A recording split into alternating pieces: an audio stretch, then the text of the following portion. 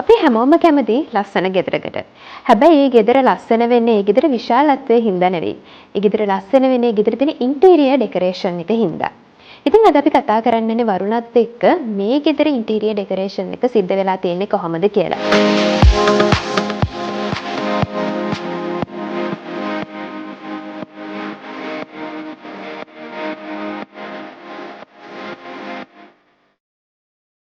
ගෙදරක් සම්පූර්ණ වෙන්න ඒ ගෙදර තියෙන ඉන්ටීරියර් ඩිසයින් එක කොච්චර වැදගත් වෙනවද? ඇත්තටම ඉන්ටීරියර් ඩෙකරේෂන් ඒ කියන්නේ ගෘහ අභ්‍යන්තර අලංකරණය තුලින් තමයි ඔබගේ ගෙදර සිරියාවන්තකම අලංකාරය වර්ධනය වෙන්නේ. එහිදී ඔබ කල්පනා කරන්න ඕන මොන වගේ දේවල්ද මේ සඳහා අන්තර්ගත කරගන්නේ කියලා. එතකොට අපි ෆර්නිචර් ලේඅවුට් එක ගැන අවධානය යොමු කරන්න ඕන.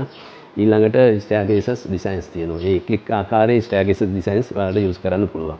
ඊළඟට වෝල් ඩෙකරේෂන්ස් තියෙනවා. බිත්ති වලට එක එක ලස්සන හැඩතලයන් යොදා ගන්න පුළුවන්. ඊළඟට හෑන්ඩ් රේල් ඩිසයින්ස් තියෙනවා. ඒකට අමතරව ෆ්ලෝරින් කියලා තියෙනවා. ෆ්ලෝරින් කියන්නේ ටයිලින් වලට යූස් කරන්න පුළුවන්. නැත්නම් ටයිටේනියම්, නැත්නම් වයිනයිල් ෆ්ලෝරින්. ඊට පස්සේ ලැමිනේටින් ෆ්ලෝරින් කියලා එක එක ආකාරයේ ෆ්ලෝරින්ස් යූස් කරන්න පුළුවන්. ඊළඟට තවත් ලස්සන දේවල් තමයි ලෑම්ප්ස්. ලෑම්ප්ස් නොයෙක් වර්ගයේ ලෑම්ප්ස් තියෙනවා.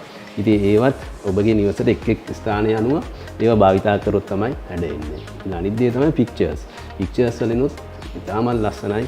ඔබගේ ජීවිතේට වටිනා දේවල් තමයි පික්චර්ස් වලට අන්තර්ගත කරගන්න ඕන. ඉතින් මේ කාරණා ඔබගේ නිවසට නිසි අයුරින් සැලසුම් කරගත්තොත් ඉතාමත් ලස්සන නිවසක් ඔබට ලබා ගන්න පුළුවන් වෙනවා.